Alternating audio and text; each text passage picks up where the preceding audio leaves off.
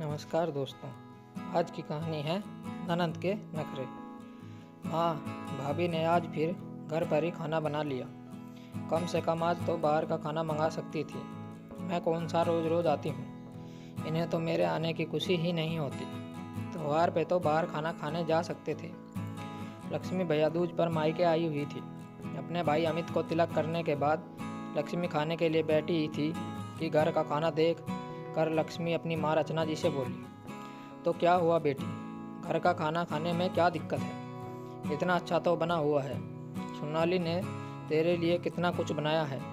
बेचारी सुबह से लगी हुई है। सारी चीज़ें तेरी पसंद की ही बनी हुई है। गुलाब जामुन, रसमलाई, पनीर के पकोड़े और सूजी का हलवा। मेरे मना करने के बावजूद भी उसने ये सब बनाया। कहने लगी, लक्ष्मी दीदी रोज़ थोड़े ही आती हैं, उनके लिए इतना तो बनता ही है। रचना जी ने अपनी बेटी को समझाते हुए कहा, आपको कुछ नहीं पता माँ। लक्ष्मी ने गुस्सा होते हुए कहा, अब मुझे भी भाभी के साथ काम करना पड़ेगा।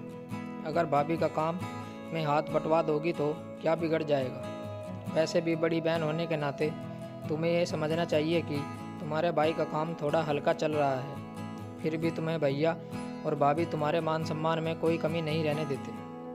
तुम जब भी मायके आती हो सब तुम्हारी पसंद का बनता है। फिर भी तुम अपनी भाभी को नीचा दिखाने से पीछे नहीं रहती। ये घर तुम्हारा भी है, तो तुम अपने घर के काम करने में कैसी परेशानी?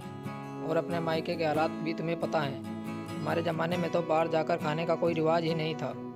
और तुम्हारी बुआ तो बिना बताए आया करती थी, और कितना भी समय लग जाए खाना घर पर ही बनता था।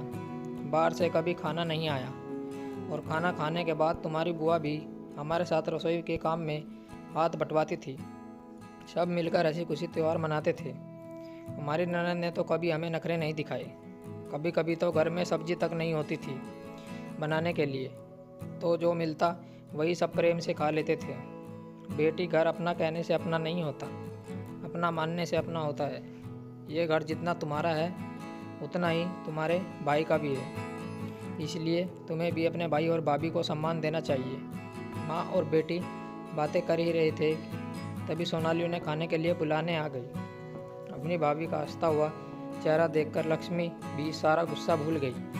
उसने सोनाली से कहा, भाभी, पहले माँ और पिताजी को खाना खिला देते हैं, फिर हम बाद में साथ खा लेंगे। बहुत दिन हो गए आपके साथ खाना खाए हुए। कहते हुए लक्ष्मी सोनाली के साथ रसोई में चली गई। सोनाली सोच रही थी, आज उसकी ननद को क्या हो गया जो इतना प्यार बरस रहा है। यह भैया दूज तो सच में उनके घर खुशियाँ लेकर आया था। यही सोचकर सोनाली की आंखें भर आई। दोस्तों, उम्मीद करता हूँ ये कहानी आपको पसंद आई होगी। अगर हाँ तो वीडियो को लाइक और शेयर करो। चैनल को सब्सक्राइब करना ना भूलें। मिलते हैं आपसे एक और नई कहानी के साथ।